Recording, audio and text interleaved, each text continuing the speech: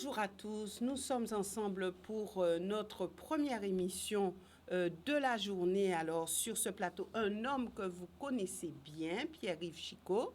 Il est avocat, mais il est aussi maître de conférences à l'Université des Antilles. Avec lui, bien sûr, vous l'aurez compris, nous analyserons la situation actuelle et puis nous avons des éléments qui nous permettront d'avancer puisque le ministre des Outre-mer est venu en Guadeloupe. Il y a eu, bien sûr, des situations que vous voulez comprendre, que vous demandez à comprendre. Et avec lui, nous essaierons de décortiquer tout cela.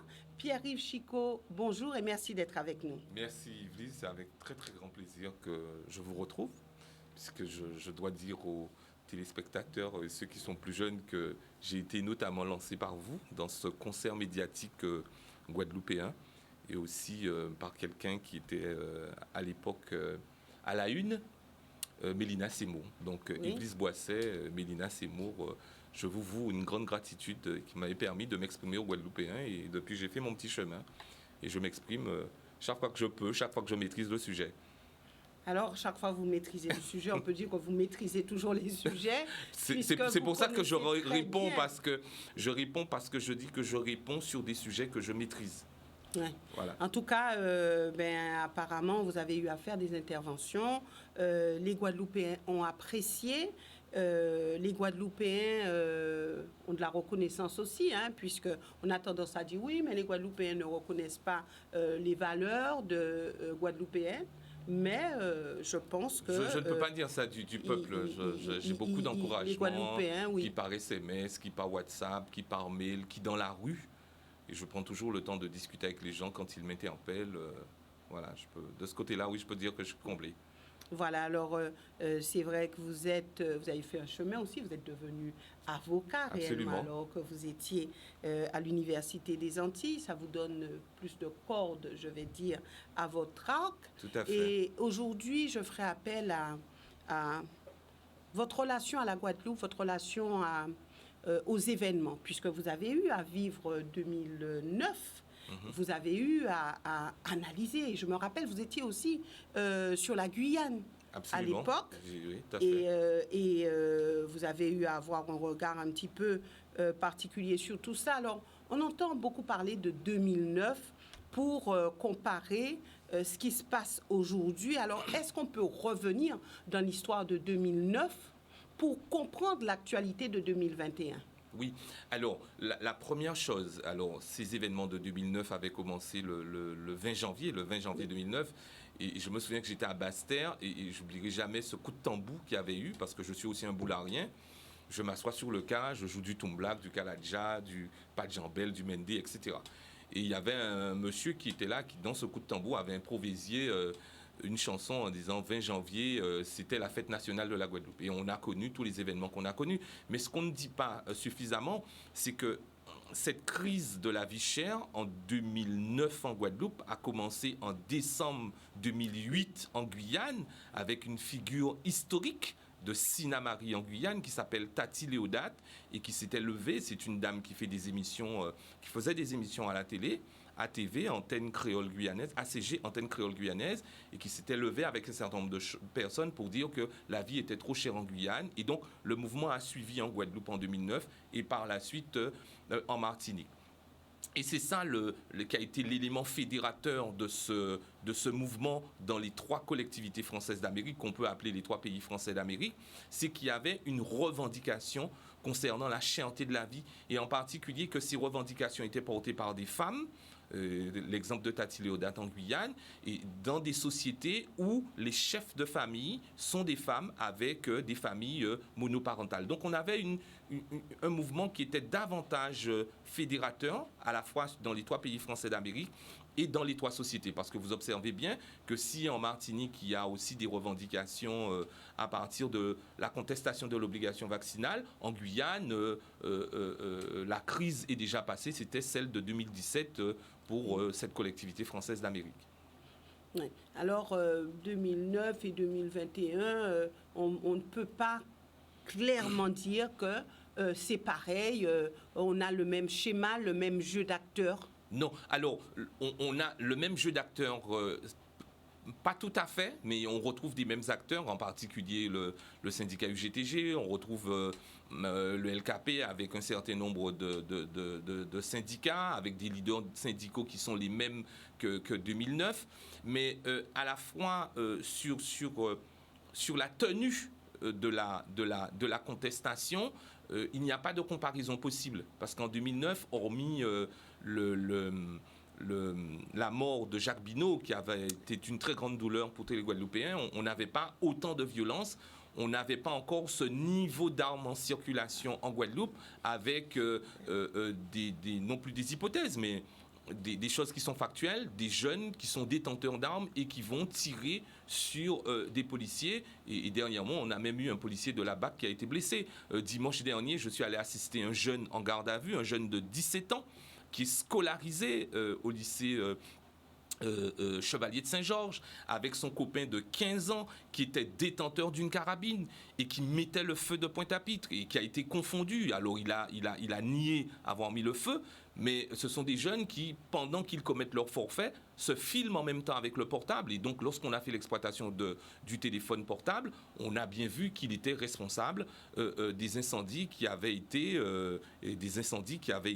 organisés sur le territoire de Pointe-à-Pitre. Et donc ça permet de dire que vous avez à la fois une jeunesse qui peut être scolarisée, mais qui n'est pas affranchie pour autant de la délinquance. Et ça, c'est une difficulté majeure qu'il faut examiner. Donc ça veut dire qu'il faut convoquer des magistrats dans les établissements scolaires, il faut convoquer des avocats dans les établissements scolaires, il faut convoquer des gens du SPIP dans les établissements scolaires pour faire de la pédagogie et expliquer à ces enfants-là ce qu'ils encourent. Parce qu'à la vérité, ça peut être un jeu pour eux. Ce garçon que j'ai assisté, qui s'exprime parfaitement bien en français, plutôt de bonne tenue, et qui est content d'être dans la filière dans laquelle il est, et qui se retrouve à un moment donné d'échauffourée à être confronté à la spirale policière et à la spirale judiciaire, parce qu'il va être bien entendu jugé et certainement condamné. Alors, ce sont des enfants qui étaient gamins en 2009. Oui, ce sont des enfants qui étaient gamins en 2009, mais c'est-à-dire qu'à partir du moment aussi où ce sont nous les adultes, ceux d'en haut, c'est pas péjoratif, qui donnons l'exemple aux plus petits. Quand vous prenez l'habitude, qui syndicaliste, qui socio-professionnel, lorsque vous avez besoin de faire entendre votre voix, votre attitude consiste à faire obstacle à la liberté d'aller et venir. Il faut comprendre que plus tard, ceux qui grandissent vont se dire que pour se faire entendre, il faut utiliser les mêmes méthodes.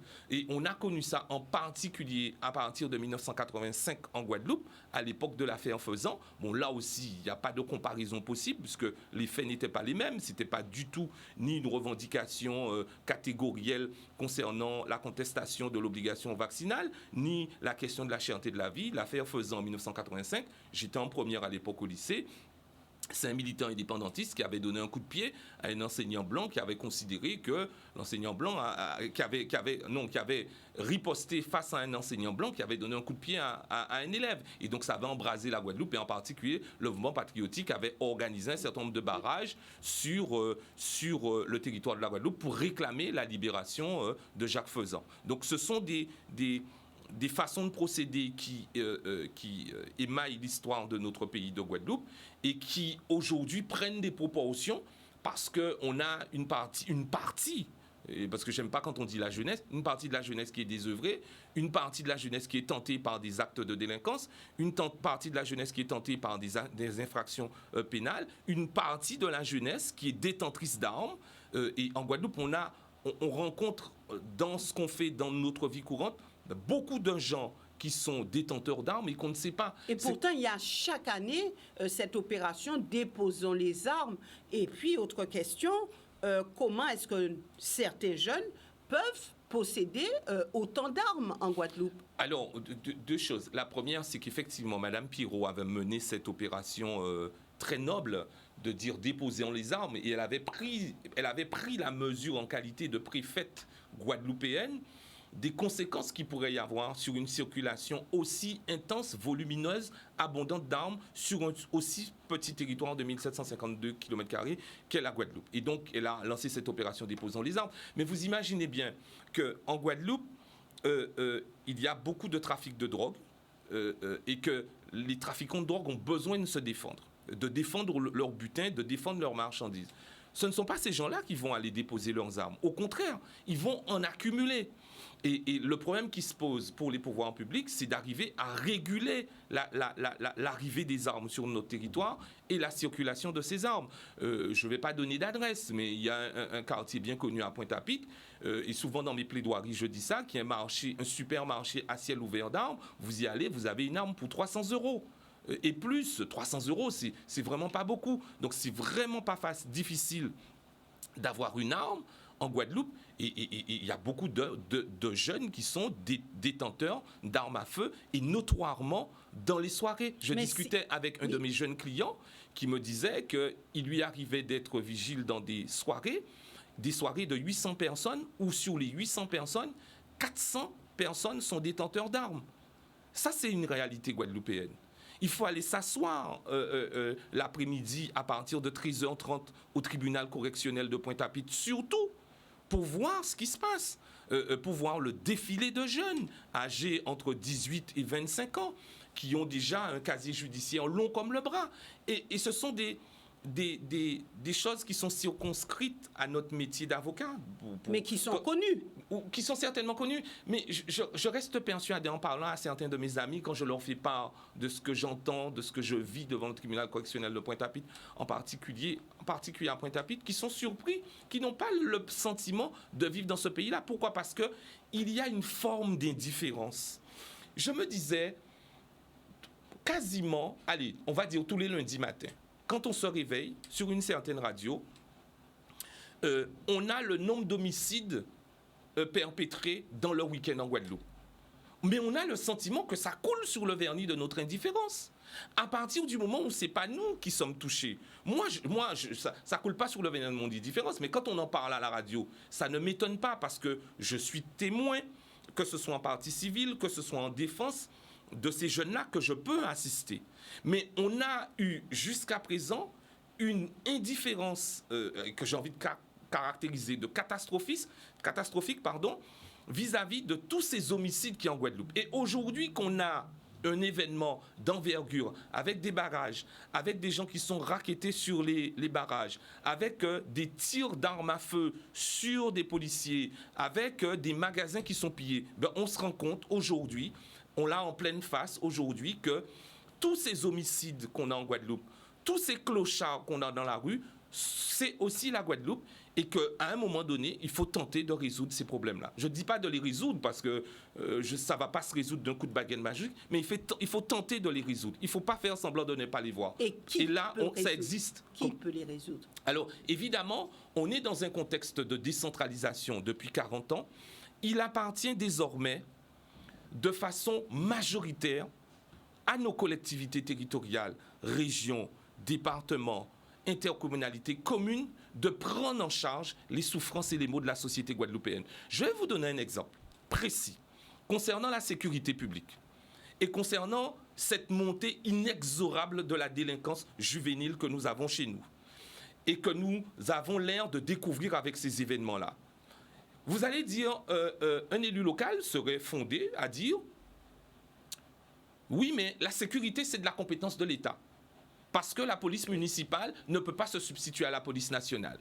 Sauf que, alors je donne un autre exemple, un parlementaire peut aller faire ça, aller prendre la parole dans l'hémicycle, qui du Sénat, qui de l'Assemblée nationale, et dire, Monsieur le ministre de l'Intérieur, Gérard Darmanin, nous avons une montée inexorable de la délinquance chez nous, et la sécurité publique est de la compétence de l'État. Quelles sont les dispositions que vous comptez prendre ?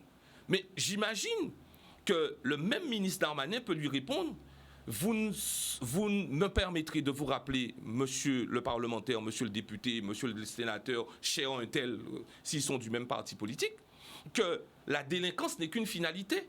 Mais quelles sont les mesures, les dispositifs que les collectivités territoriales mettent en place en amont pour que, au final, on n'ait pas cette délinquance juvénile. Et ça veut dire quoi ? Ça veut dire qu'il faut répondre par l'intervention des travailleurs sociaux, c'est-à-dire des éducateurs spécialisés. Il faut répondre par la formation professionnelle. qui sont en amont des compétences des collectivités territoriales et qui posent la question de l'efficacité des politiques publiques. Et donc, le réflexe systématique aujourd'hui d'aller réclamer de l'État de résoudre des difficultés qui se posent dans la société locale, c'est dépassé, c'est suranné, c'est démodé, c'est être has-been que de considérer qu'il suffit simplement d'appeler l'État au secours et qu'il va venir, qui avec plusieurs ministres, qui avec un chèque pour régler les problèmes. Cette période-là est dépassée. Et c'est pour ça que je disais au micro de Thierry Fenderi hier, j'aime beaucoup cette phrase de Léroise, parce que je suis un passionné de gros cas, qui dit « On nous fait la ronde pour nous parler parole en nous ». Et donc, on nous fait la ronde pour nous parler parole en nous, c'est aussi être en capacité d'identifier avec les spécialistes de notre pays, les problèmes qui se posent. Je donne l'exemple de quelqu'un pour qui j'ai beaucoup d'affection, à la fois personnellement et sur le plan professionnel, c'est Raymond Otto, qui est anthropologue. Eh bien, Raymond Otto, en fait, pour moi, toutes les assemblées délibérantes des collectivités territoriales gagneraient à entendre l'expertise de Raymond Otto sur la pornographie des jeunes en Guadeloupe, sur la délinquance des jeunes dès le collège, sur l'abandon de certains jeunes par des parents, non pas parce qu'ils n'aiment pas suffisamment les enfants, on ne les aime pas tout court, mais parce qu'ils sont incompétents à un moment donné, parce qu'à un moment donné, ils sont en période de dépression, parce que notre société guadeloupéenne est encore caractérisée, et c'est en train de changer par une multitude de familles monoparentales avec des femmes qui sont à la tête de ces familles. Il y a une statistique qui est paru dernièrement où on vous dit qu'un Guadeloupéen sur 3 ou sur 6 est en dépression. Et sur 6. Sur 6 est en dépression. Et sur l'échelle de 6, la majorité, ce sont des femmes. Et donc, ça veut dire que ce sont des femmes qui sont souvent à la tête de familles monoparentales. Et on ne peut pas dire que ça nous indiffère. On ne peut pas dire, ah, mais c'est problème à famille un tel. On ne peut pas le dire parce qu'à un moment donné... Souvent, on met en doute même les chiffres. Oui, problème à famille un tel, à un moment donné, nous explose au visage comme aujourd'hui. Et il ne suffit pas simplement de répondre ponctuellement. Je vais le dire comme je le pense, en période électorale, par des cotères sur des jambes de bois. Ce sont des choses qui doivent s'inscrire dans la durée. Et quand les politiques publiques ne s'inscrivent pas dans la durée, quand les politiques publiques ne sont pas diagnostiquées avec des experts du pays, on en arrive à des situations comme celle-là. On ne peut pas dire qu'on ne comprend pas ce qui nous arrive. Tout est identifié. Alors, tout est identifiable. Est-ce que, passé 2009, on pouvait prévoir, honnêtement, ce qui allait arriver aujourd'hui? On ne savait peut-être pas quand, mais est-ce que c'était palpable? Est-ce que on pouvait se dire qu'on aurait eu une situation comme celle-ci en Guadeloupe? Oui, bien sûr, monsieur de la Palisse, pour au moins pour plusieurs raisons. La première, c'est que sur le plan économique, la Guadeloupe ne s'est pas encore adaptée à la mondialisation. Et c'est pas vrai uniquement pour la Guadeloupe, c'est aussi vrai pour l'ensemble de la France qui a une identité économique, qui est une identité avec une économie mixte, c'est-à-dire un secteur public très important et des entreprises privées. Nous, en Guadeloupe, comme dans les autres, beaucoup de territoires d'outre-mer ou de France extra-hexagonale, c'est la fonction publique qui tire l'économie vers le haut. Même quand vous avez une entreprise, par exemple en Guadeloupe, qui devient immensément riche, par exemple dans le BTP, ce sont des entreprises qui sont tirées par le haut par les marchés publics. Mais si les entreprises sont en difficulté et qu'il n'y a pas de marché public, on ne peut pas tirer l'économie du pays vers le haut. Et donc, nous, on est dans une période de transition économique où, par exemple, la banane guadeloupéenne était protégée sur le marché européen, n'est plus protégée sur le marché européen.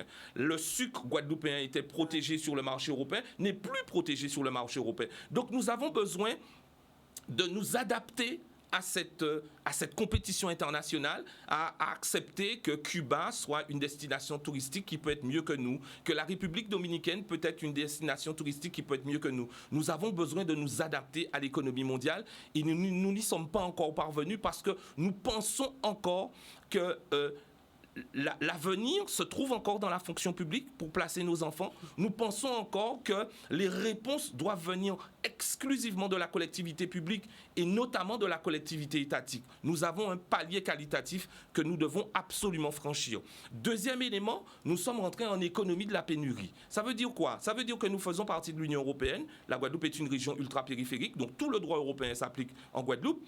Et donc, l'Union européenne dit lutte contre le déficit public, lutte contre le déficit budgétaire, lutte contre l'inflation. Lutte contre le déficit budgétaire, ça veut dire quoi? Ça veut dire que l'État va donner progressivement moins de dotations étatiques aux collectivités territoriales parce que l'Union européenne lui intime l'ordre de ne pas augmenter les dotations étatiques parce qu'il faut lutter contre le déficit budgétaire, parce que nous avons fait le choix d'avoir une monnaie européenne qui s'appelle l'euro et qui a l'image de la monnaie allemande qui est une monnaie forte. Et donc, la doctrine économique, c'est qu'il faut réduire le déficit budgétaire, la dette publique, le déficit public, pour avoir une monnaie qui soit compétitive sur les marchés internationaux par rapport au dollar, par rapport au yen, par rapport aux autres monnaies qui sont importantes sur les marchés. Donc les Guadeloupéens sont dans tout ça.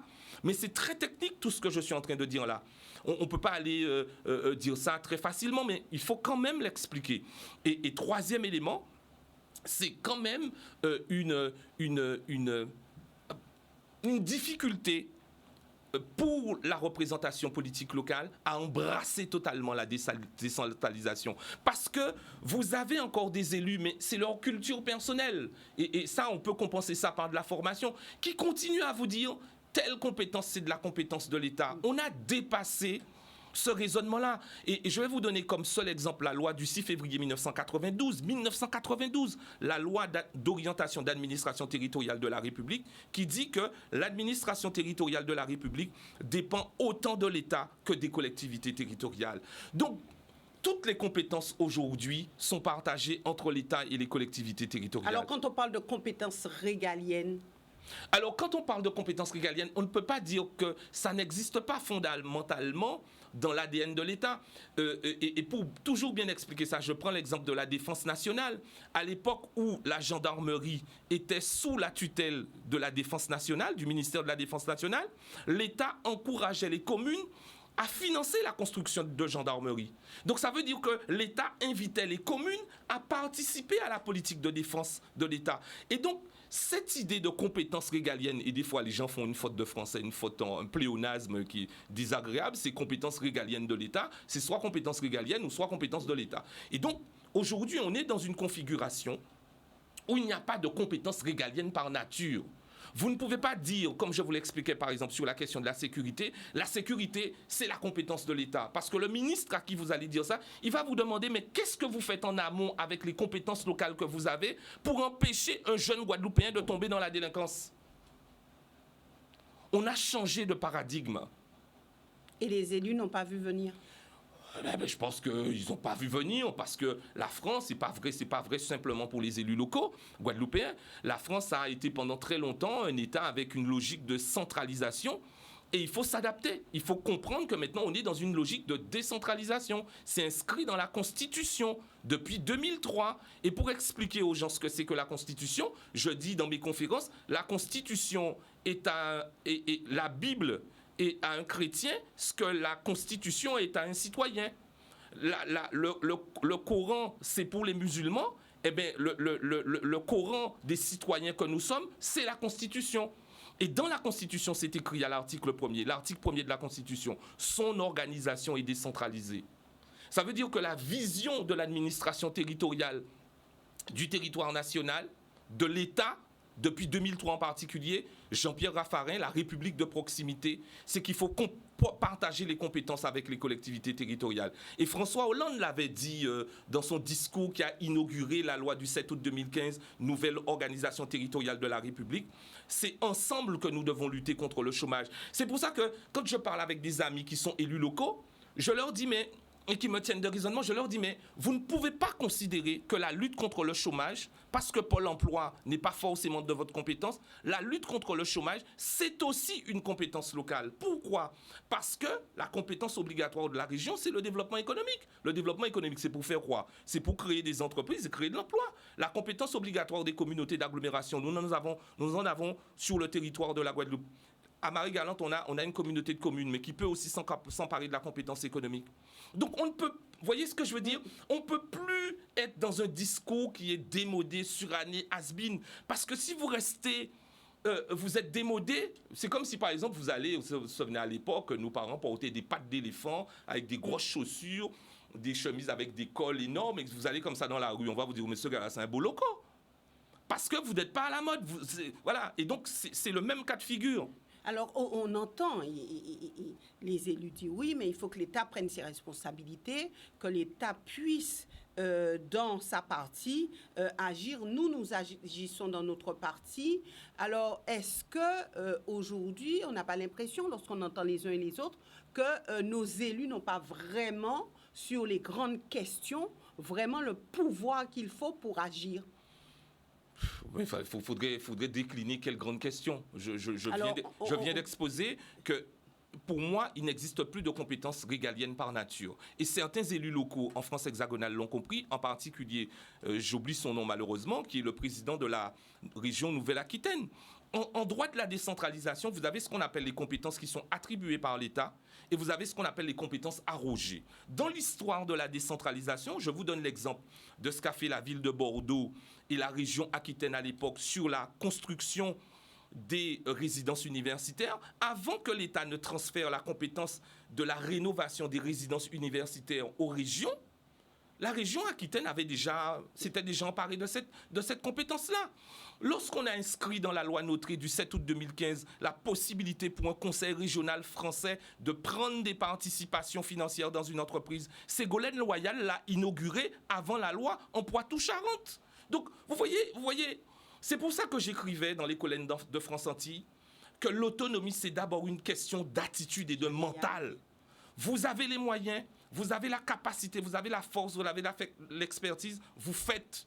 Et aujourd'hui, ça ne va pas déranger l'État, parce que l'État est devenu un État minimal en raison de ce que j'ai expliqué, en concordance avec la construction européenne. Alors justement, j'allais y arriver. Est-ce qu'aujourd'hui, on est dans le plus d'État, le moins d'État? Où en est-on exactement? Est-ce qu'on peut voir clair là-dedans? Alors, hier, j'ai entendu Justine Benin dire « mieux d'État ». Alors, elle a dit mieux d'État, mais elle n'a pas osé dire au moins d'État. Mais il faudrait avoir l'audace de dire, en qualité de parlementaire, vous qui fréquentez les couloirs des cabinets ministériels, vous qui fréquentez l'hémicycle de l'Assemblée nationale, vous qui discutez avec ceux qui dirigent la France, on doit avoir le courage de dire aux Guadeloupéens qu'on est rentré dans une ère de moins d'État. De moins d'État. Quand elle dit mieux d'État, elle sait très bien que c'est moins d'État. Et les élus ont été extrêmement choqués, et des Guadeloupéens ont été extrêmement choqués que le ministre de l'Outre-mer soit resté aussi peu de temps. Mais parce que ça correspond à l'ère du temps. Ça correspond au fait que l'année prochaine, on va fêter 40 ans de décentralisation, qu'un ministre de la République aujourd'hui, vous voyez comment le visage de M. Lecornu est juvénile, oui. C'est pas la même génération que Mitterrand, Chirac ou De Gaulle, ou Giscard d'Estaing. Qui était paternaliste à l'époque. Oui, qui était paternaliste et qui parlait de ces territoires-là avec une tonalité affective, nos départements d'outre-mer. Ce qu'on vous dit aujourd'hui, c'est que vous êtes dans la République, mais réglez vos problèmes vous-même d'abord. Et c'est ce que j'appelle la métaphore de la vaisselle, que mon fils Maxence aime beaucoup. La métaphore de la vaisselle, j'explique ça aux gens dans les conférences que je fais sous les tôles, dans les campagnes, etc. C'est que dans un premier temps, l'État vous a dit, jusqu'à présent, je vous ai fait la vaisselle. L'État faisait la vaisselle pour nous, lavait nos assiettes, nos fourchettes, etc. Dans un deuxième temps, l'État nous a dit, il faut que vous appreniez à faire la vaisselle, je continue à vous fournir le GEX et le liquide vaisselle. Et là, nous sommes dans une époque où l'État dit, vous savez désormais faire la vaisselle, il faut que vous appreniez à vous fournir en GEX et en liquide vaisselle. C'est-à-dire que progressivement, l'État vous insuffle la culture de l'autonomie. Et ce n'est pas par hasard que le ministre a parlé d'autonomie. Une personnalité de ce rang-là, il peut y avoir des dérapages, mais sa parole est calculée, sa parole est pensée, pesée, réfléchie. Et c'est ce processus-là dans lequel nous sommes. Et c'est pour ça qu'aujourd'hui, on n'a plus des visites ministérielles à tire-larigot sur notre territoire, où vous aviez des matadors qui se mettaient à danser, le gros cas qui rouclait, etc. On n'est plus dans ces schémas-là.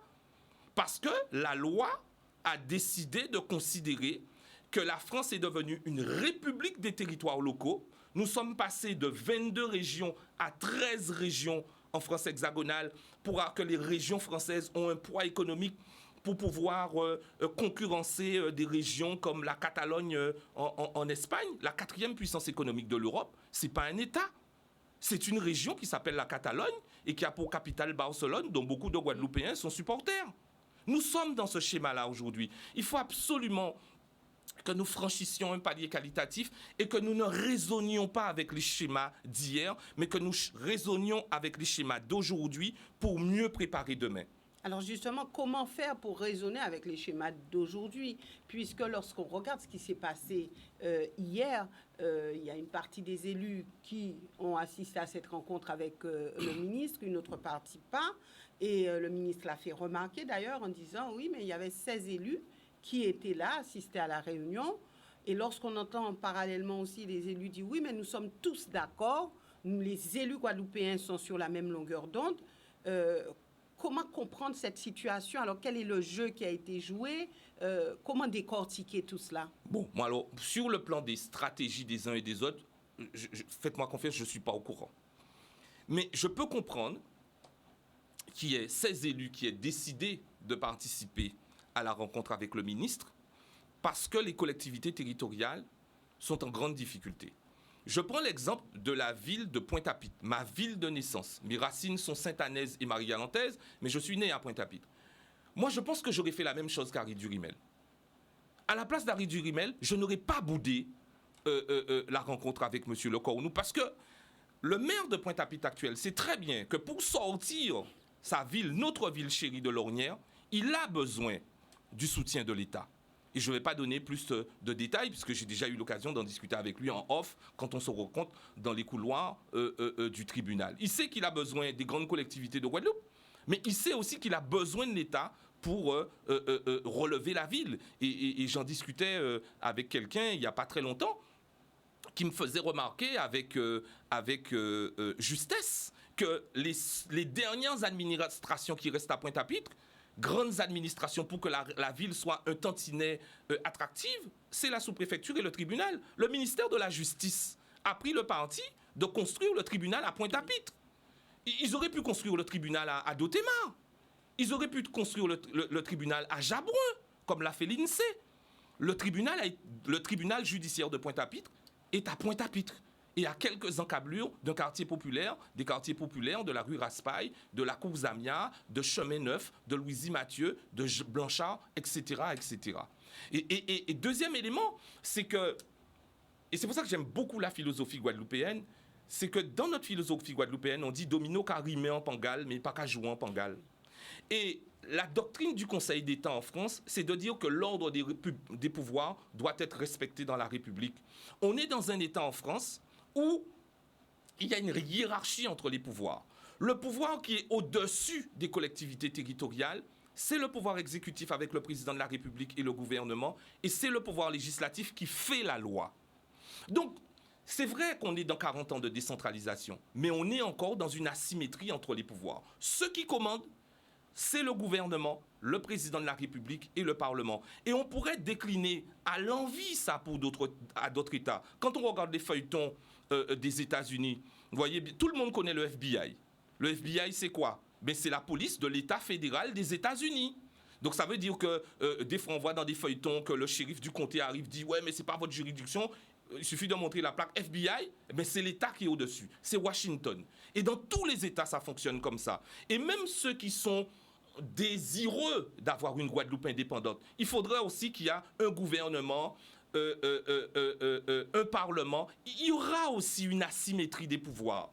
Il y aura aussi une police qui va venir réprimer lorsque des gens vont porter atteinte aux biens et aux personnes. Donc si la Guadeloupe est indépendante, oui, ça bien sera sûr, aussi bien sûr, comme ça. bien sûr, ce sera aussi comme ça. Et il faut espérer que ça soit comme ça. Et si demain la Guadeloupe est indépendante, il y aura aussi une justice qui va juger les gens.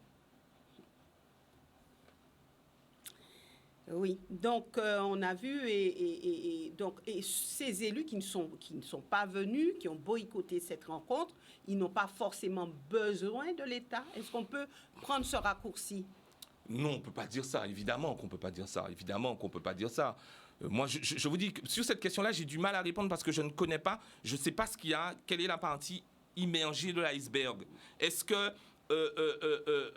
devant la presse, on a dit on boycotte l'État, et puis avant que le ministre s'en aille, on lui a envoyé un SMS pour lui dire bon retour, monsieur le ministre, chez vous. On ne sait pas. On ne sait pas, je ne sais pas. Donc, on ne peut pas dire qu'on n'a pas besoin de l'État. On ne peut pas dire qu'on n'a pas besoin de l'État, puisque j'indiquais tout à l'heure que la loi de 1992, Administration territoriale de la République, c'est la coproduction de l'action publique. Ce qui a été dit aussi par Justine Bénin hier. Elle a parlé de coproduction, mais elle n'a pas dit franchement les choses, parce qu'on est dans une situation où on n'a pas envie d'effrayer les gens, mais moi je pense que le Guadeloupéen, il est quand même fondamentalement courageux pour certaines choses. Si vous lui dites que c'est comme ça que ça fonctionne maintenant, il va s'adapter. Mais il faut lui dire la vérité. Et c'est pour ça que longtemps, j'ai dit, à votre micro, Yves, je disais, mais attention, il faut éclairer les gens, il ne faut pas mentir aux gens, il ne faut pas rencontrer aux gens des choses pendant les campagnes électorales, et après ils se rendent compte que ce n'est pas tout à fait ça. Parce que l'obscurantisme crée forcément de la sauvagerie. L'obscurantisme crée de la sauvagerie. Il y a des gens qui considèrent que moins le peuple est éclairé, mieux ça vaut. Moi, je suis consterné lorsque un autre média, vos confrères m'ont appelé pour me dire « Mais Pierre-Yves, il faut venir expliquer aux gens que la loi s'applique aussi à la Guadeloupe. » Mais pour moi, c'est une évidence. Mais peut-être a-t-on laissé croire aux gens qu'il suffisait que le ministre arrive, prenne une photocopie de la loi et biffe la partie, abroge la loi avec un coup de point de bic, je vais dire. Ça se passe pas comme ça. On peut pas abroger une loi avec un coup de point de bic. Il faut expliquer aux gens que c'est le parallélisme des formes. Ce que le Parlement a fait, seul le Parlement peut le défaire. Vous imaginez l'Assemblée nationale, parce qu'il y a une asymétrie entre l'Assemblée nationale et le Sénat, il y a 577 députés de toute la France, France hexagonale et France extra-hexagonale, et on leur dit, écoutez, il y a des Guadeloupéens qui sont opposés à la loi du 5 août 2021. Ils vont dire, ah bon, il y a des Guadeloupéens qui sont opposés à la loi du 5 août 2021. Eh bien, on va changer ça. Non, c'est pas aussi facile. Il faudra convaincre 577 personnes. Parce que l'État ne peut pas venir et dire, on va abroger une loi. Pas du tout. Et je le redis encore, domino qu'a rimé en pangal, mais il n'y a pas qu'à jouer en pangal. Les choses de la personne sont organisées. Alors, on a vu qu'il y en a qui insistent là-dessus. Oui, il faut abroger la loi. Nous, on n'en veut pas. Alors, non, moi, je ne parle pas de... Moi, il ne m'appartient pas de porter de jugement sur la légitimité des revendications. Si nous sommes autour d'un verre de maracuja ou d'un verre de corosol, je vais vous donner mon sentiment de citoyen Pierre-Yves Chicot. Ici, sur ce plateau de Canal 10, je ne me permettrai pas de porter un jugement de valeur sur la revendication.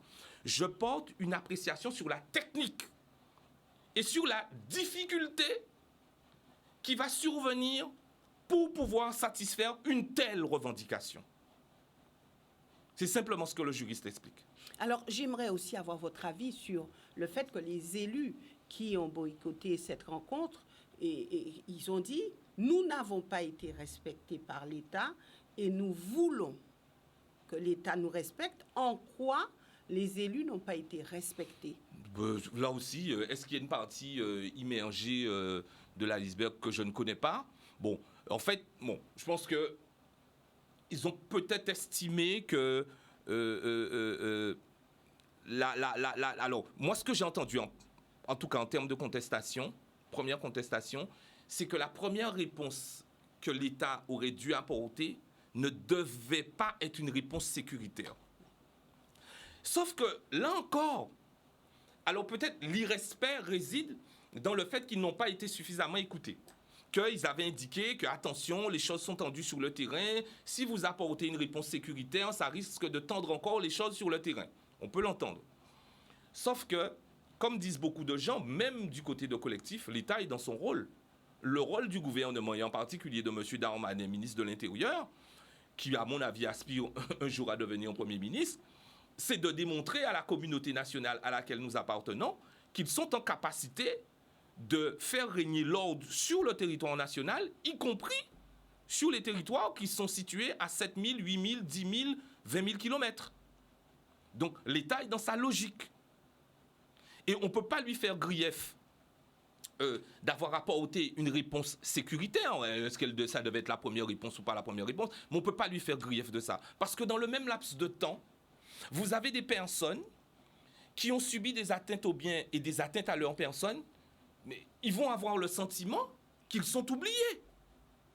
Donc, il faut à un moment donné trouver un équilibre où on discute avec ceux qui revendiquent, et un équilibre en disant à ceux qui sont touchés dans leur chair, dans leur entreprise, des entreprises guadeloupéennes, dans leur sécurité, il faut leur dire que vous faites partie de la communauté nationale, et donc l'État peut apporter aussi une réponse à la sécurité du territoire national, sur le territoire national. C'est un discours qui est technocratique, mais c'est limpide, c'est comme ça.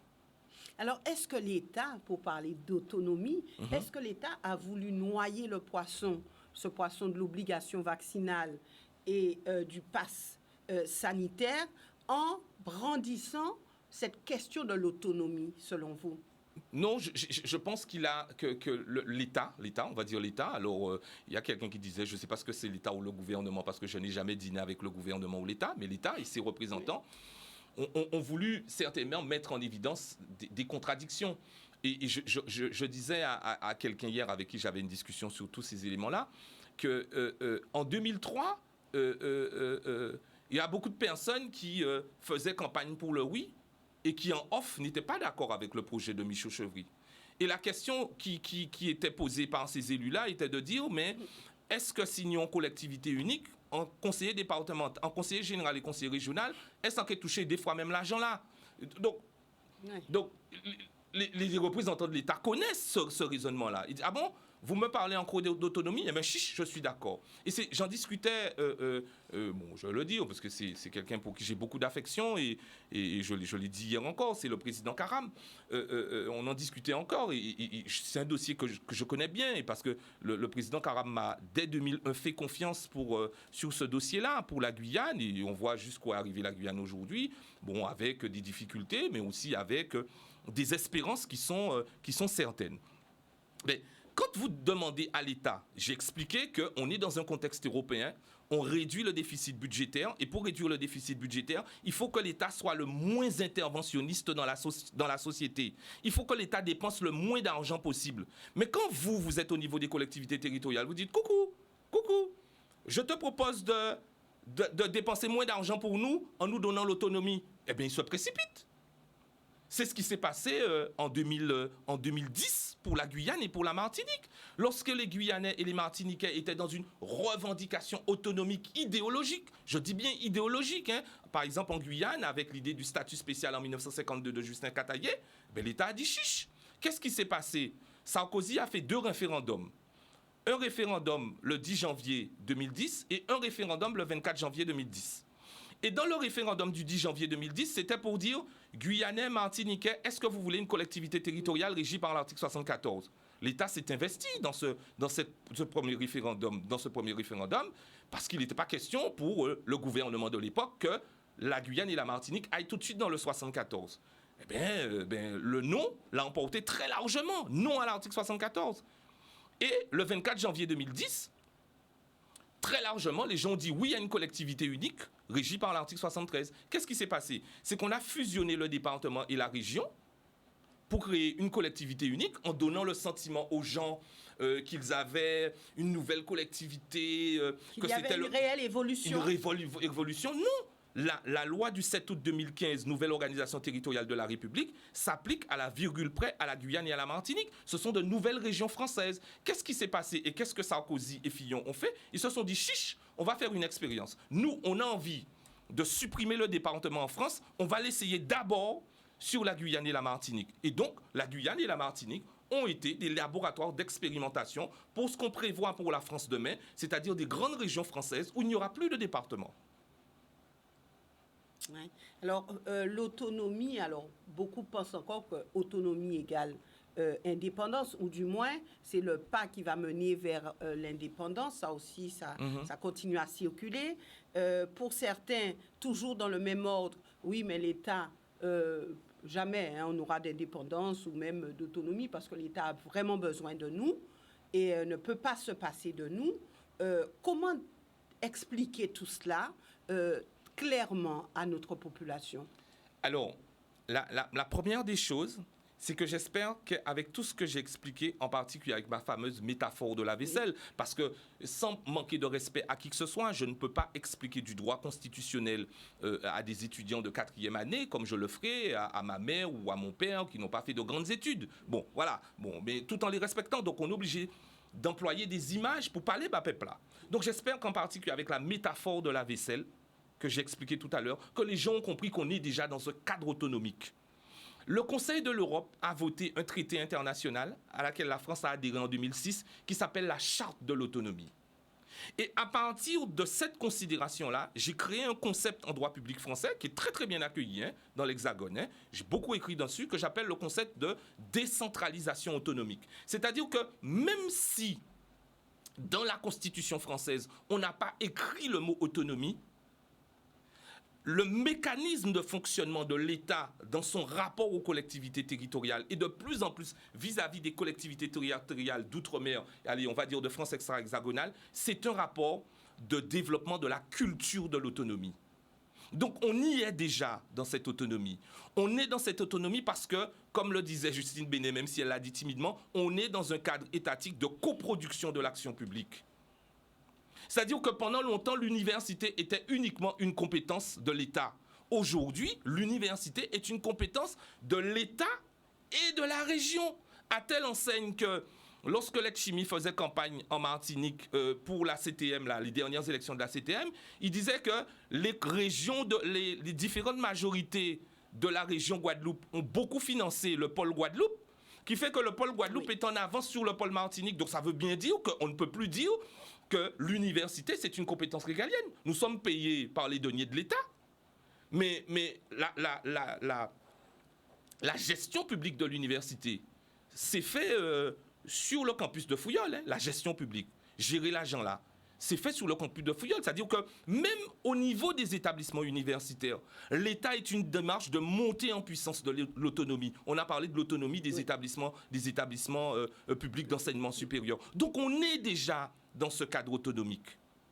Mais c'est vrai qu'on peut toujours aller plus loin. Ouais. Alors, comment manque-t-il, justement? Alors, c'est pour ça que j'aime bien expliquer que dans ce cadre autonomique-là, qui existe en France, et qui est particulièrement caractérisé pour les collectivités d'outre-mer dans l'article 74, sans rentrer dans le détail, j'explique ça de la manière suivante. Dans l'article 74, vous avez 3 menus. Et je vais donner un exemple. Saint-Martin, dans le menu de l'autonomie, a pris l'entrée seulement. Saint-Martin a dit, j'ai pas trop faim, je prends que l'entrée. Saint-Barthélemy, dans le menu, a pris l'entrée et le plat de résistance. Saint-Barthélemy avait un petit peu plus faim. Et la Polynésie française, qui a une faim gargantuesque, a dit, je prends l'entrée, le plat de résistance, et le dessert et le digestif. À telle enseigne, et là ça devient un peu technique, c'est que quand on parle d'autonomie en droit français, il y a ce qu'on appelle le statut d'autonomie. C'est-à-dire que le cadre général, c'est ce que j'appelle un cadre autonomique, la décentralisation autonomique. Et dans la Constitution, vous avez une notion très particulière qui est le statut d'autonomie. Et qu'est-ce que c'est que ce statut d'autonomie? C'est le fait que la Polynésie française a son hymne, a son drapeau, pratique la préférence locale pour l'emploi, pour les Polynésiens, pratique la préférence locale pour l'accès aux fonciers pour les Polynésiens. Ces institutions, c'est un gouvernement et à l'intérieur de ce gouvernement, il y a des ministres, mais il y a toujours un préfet qu'on appelle le haut représentant, le représentant de l'État qui est là, et le drapeau bleu, blanc, rouge qui continue à flotter sur tous les édifices. C'est-à-dire que la France, dans son cadre aujourd'hui, et ça c'est depuis 2003, vous permet d'aller aussi loin que la Polynésie française, mais tout en restant au cœur de la République. Et vous avez encore un statut qui est encore plus dérogatoire, c'est la Nouvelle-Calédonie, qui n'est pas dans le titre 12 de la Constitution, qui n'est pas une collectivité territoriale classique, qui a un titre 13 à lui tout seul, et qui a un statut encore plus dérogatoire. Mais je ne veux pas trop en parler de la Nouvelle-Calédonie, parce qu'il ne faut pas espérer qu'on aille vers un titre à nous tout seul pour le moment. Donc on est dans ce titre 12, et donc on peut aller jusque-là. Mais à partir du moment où vous décidez d'aller jusque-là, ce qu'il faut dire aux Guadeloupéens, c'est que premièrement, la Polynésie française n'a jamais été un département d'outre-mer. La Polynésie française a été avant un territoire d'outre-mer se voyant appliquer l'article 74. C'est-à-dire que ces gars-là, ces gens-là, ils sont allés jusque-là parce qu'ils ont l'habitude de gérer eux-mêmes. Et c'est écrit dans l'article 74 modifié, c'est que c'est la reconnaissance des intérêts propres d'une collectivité territoriale au sein de la République. Mais ça veut dire quoi? Et beaucoup de gens ont été choqués par le fait que le Cornu ait dit ça veut dire moins d'égalité. Mais il dit la vérité. Il dit la vérité. C'est-à-dire que et n'importe qui en Guadeloupe pourrait comprendre ça. Alors, waka famille a des règles à respecter. Tout pour égal piat égal mot dans case là, vous voulez plus et vous voulez quitter la maison, avoir les mêmes avantages qu'en quittant la maison, mais il y a quelque chose qui ne va pas. Donc c'est ce qu'on vous dit. On vous dit, vous voulez quitter un cadre qui est celui-là, mais il faut que vous sachiez qu'en quittant ce cadre-là, il y a des transferts sociaux, il y a des dotations étatiques, il y a des fonds européens que vous ne pourrez plus percevoir. Et c'est la vérité. Et je trouve ça extrêmement choquant qu'on puisse faire croire aux gens qu'on va changer un cadre pour aller dans un autre cadre et qu'on aura le beurre, l'argent du beurre, la crémière et ça ferme. C'est pas vrai.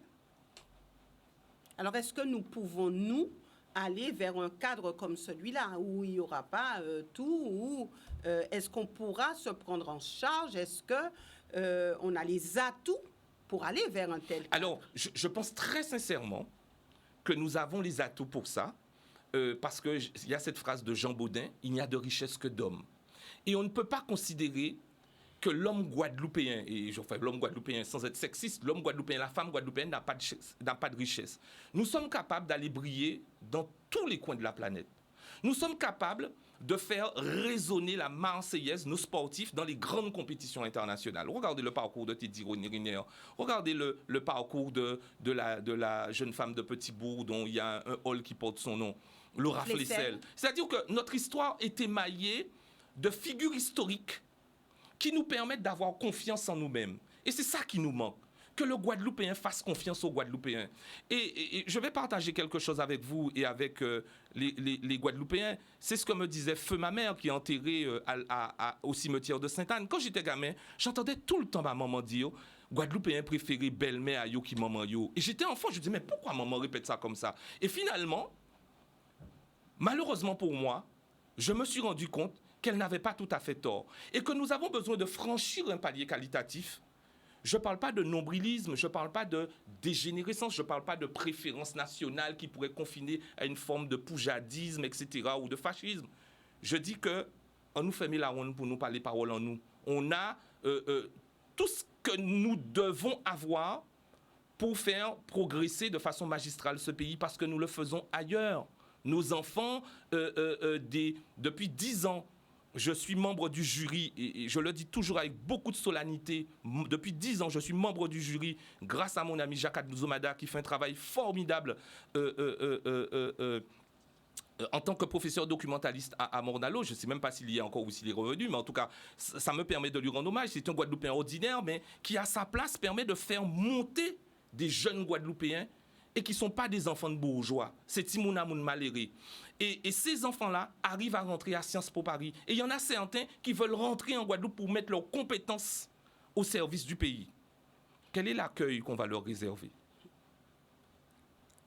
Alors c'est vrai qu'on peut faire une émission entière là-dessus et j'aurai l'occasion de vous revoir, Pierre-Yves Chicot, puisqu'il y a tellement de questions à vous poser qu'il faudrait, plusieurs émissions pour qu'on puisse faire le tour. Alors aujourd'hui, la grande question, puisqu'on a vu ce qui s'est passé avec le ministre, est-ce qu'on peut dire que ça a été un échec au niveau du ministre des Outre-mer? Comment aborder la question et surtout, comment sortir de cette crise? Alors, moi, je ne considère pas que c'est un échec. Je ne considère pas que c'est un échec. L'État ne s'est pas précipité. Et je l'ai largement expliqué. Il faut que nos élus locaux apprennent la culture de la responsabilité. Lorsqu'on dit fait capri en pays en nous, ne peut pas crier l'État tout de suite, venez ou dit fait capri. Il faut que nous aussi apprenions à venir pompier et éteindre dit fait. Ça, c'est la première chose. Donc, le représentant du ministre s'est déplacé. Nous avons des parlementaires qui sont censés nous représenter, même si tout parlementaire est d'abord un parlementaire de la République. Donc, ils peuvent être des courroies de transmission entre le territoire local de la Guadeloupe et le Parlement et le gouvernement. Donc, je ne considère pas que c'est un échec et que le dialogue est rompu. De toute façon, l'un a besoin de l'autre. C'est une relation, comme on dit en biologie, symbiotique. L'État a besoin des élus locaux et les élus locaux ont besoin de l'État. C'est un continuum. Et les syndicats ont besoin de Non, mais les syndicats ont besoin d'être entendus. Les syndicats ont besoin d'être entendus, ont besoin d'être aussi raisonnés. Les syndicats ont besoin d'être entendus, mais ont besoin aussi d'être raisonnés. Et j'observe que quand les syndicats sont dans leur démarche de propagande et qu'il faut convaincre, ils savent le faire. Mais quand il faut aussi baisser d'un ton et rencontrer un représentant de l'État, ils savent aussi mettre l'élégance et la forme qu'il faut pour que discussion se tienne ou pour qu'au moins un document soit remis. Et donc cette sortie de crise, elle repose sur la tempérance, sur la prudence, sur la raison et une nouvelle fois sur la confiance, sur comment créer une confiance entre ces trois pôles-là, l'État, les élus locaux et les membres du collectif. Il faut absolument, même si il n'y a pas d'accointance idéologique entre le collectif et l'État, il faut trouver à un moment donné un substrat de confiance pour au moins s'asseoir, discuter, dire ce qui est possible, ce qui n'est pas possible, et pour ce qui n'est pas possible, comment on peut trouver une alternative. Je ne vois une sortie de crise est à ce prix-là. C'est-à-dire que chaque monde a la guerre en bitin. Et qui peut justement mettre tout cela, je vais dire en musique, quel est celui qui peut arriver à faire cet exercice? Vous aurez observé, Yves-Lise, que le principal interlocuteur recherché par le collectif n'est pas constitué par les élus locaux. C'est l'État. Donc ça veut dire qu'ils adhèrent à cette formule du Conseil d'État. L'ordre des pouvoirs doit être respecté dans la République. Ils savent très bien que celui qui a le plus gros mot d'ordre, c'est l'État. Et donc, évidemment, c'est un problème qui se pose sur le territoire national. L'État est responsable du territoire national au même titre que les élus locaux. Mais comme je l'ai expliqué, il y a une hiérarchie entre le pouvoir local et le pouvoir exécutif et le pouvoir législatif. Évidemment, c'est l'État qui doit être à la manœuvre. Merci beaucoup, Pierre-Yves Chicot, d'être venu sur ce plateau. Merci aussi à vous, téléspectateurs, de nous avoir suivis. Nous nous retrouvons certainement dans l'après-midi pour une autre émission. Excellent appétit, d'ailleurs. Et puis, ne ratez pas, puisque d'autres émissions vont suivre. Restez à l'écoute de nos programmes. À plus tard.